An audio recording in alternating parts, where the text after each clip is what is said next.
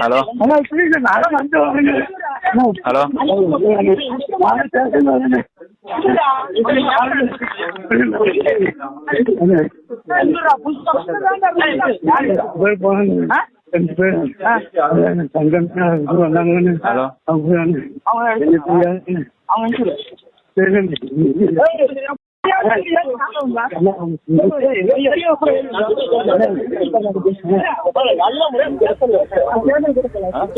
கரூர் மாவட்டம் கிருஷ்ணராயபுரத்தில் செய்தி சேகரிக்க சென்ற நியூஸ் தமிழ் நிருபர் கதிரவன் மற்றும் ஒளிப்பதிவாளர் செபஸ்டியனை அங்கு குவாரி கும்பல் கடத்தி அவரை தாக்குதல் நடத்தி வரக்கூடிய பதைக்க வைக்கும் ஆடியும் வெளியாகியிருக்கிறது. இது தொடர்பான கருத்துக்களை பகிர்ந்து கொள்வதற்காக இணைகிறார் அதிமுக முன்னாள் அமைச்சர் ஜெயக்குமார் அவர்கள். சார் வணக்கம். தற்போது கனிம வளை தொடர்பாகவும் மணல் கொள்ளை தொடர்பாகவும் தொடர்ந்து நியூஸ் தமிழ்ல செய்தி வெளியான நிலையில அது தொடர்பாக செய்தி சேகரிக்க சென்ற நியூஸ் தமிழ் நிருபர் அங்கு தாக்குதலுக்கு உள்ளாகி இருக்காரு. அது தொடர்பாக உங்களுடைய கருத்து. வணக்கம், ஜெயக்குமார் பேசுறேங்க. பொதுவாகவே அந்த இயற்கை வளங்கள், அதாவது கனிம கொள்ளை, மணல் குவாரிகள் முழுமையாக சுரண்டப்படுகின்ற ஒரு நிலைமை இந்த திமுக ஆட்சியில அது சர்வசாதாரணமா இருக்கு.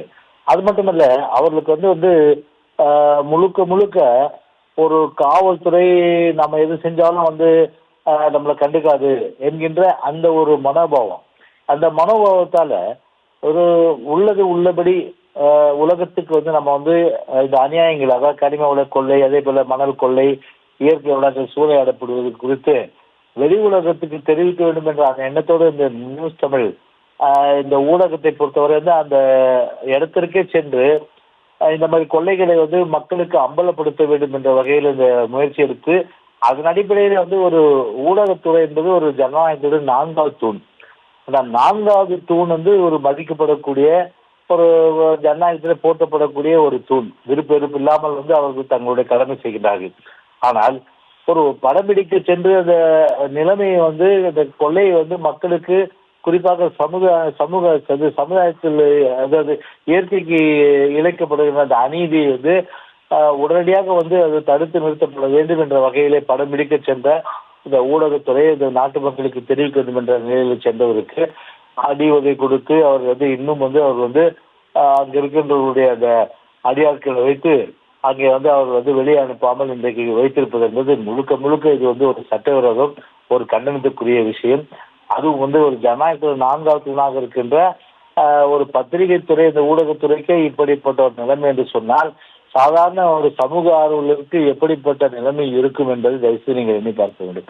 எனவே உடனடியாக இதுல அரசு தலையிட்டு இந்த கனிம வள கொள்ளையை தடுத்து நிறுத்துவதோடு உடனடியாக அந்த பிடிக்கப்பட்டு அவருடைய அந்த பிடியில் இருக்கின்ற குண்டர்களுடைய பிடியில் இருக்கின்ற அந்த கனிம வள கொள்ளையடிக்கின்ற அந்த நபர்களுடைய பிடியில் இருக்கின்ற திரு செபஸ்டியன் என்ற அந்த ஊடகத்துறை சார்ந்த நண்பரை உடனடியாக விடுவிக்க காவல்துறை அனைத்து நடவடிக்கைகளும் எடுக்க வேண்டும் என்று இந்த நேரத்தில் தெரிவித்து இதற்கு முழுமையான கண்டனம் அரசை பொறுத்தவரை இது போன்ற கனிம வள கொள்ளையடிப்பவர்கள் அவர்கள் பொதுவாகவே மதிப்பதில்லை.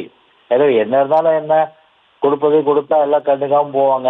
நம்ம பாட்டு நம்ம இயற்கை கொள்ளடிச்சுட்டு இருக்கலாம், எவன் படம் பிடிக்க வந்தாலும் அவனை முதல்ல உண்டு பண்ணிடு அப்படின்ற அளவுக்கு அந்த ஒரு எண்ணம் அந்த கனிம வள கொள்ளை ஈடுபடுகிற காரணத்தினால அரசு அவர்களை கண்டுக்காம இருப்பது காரணத்தினால ஒரு ஊடகத்துறைக்கு, பத்திரிகை துறை சார்ந்த திரு செபஸ்டியனே இந்த மாதிரி கதி என்று சொன்னார்.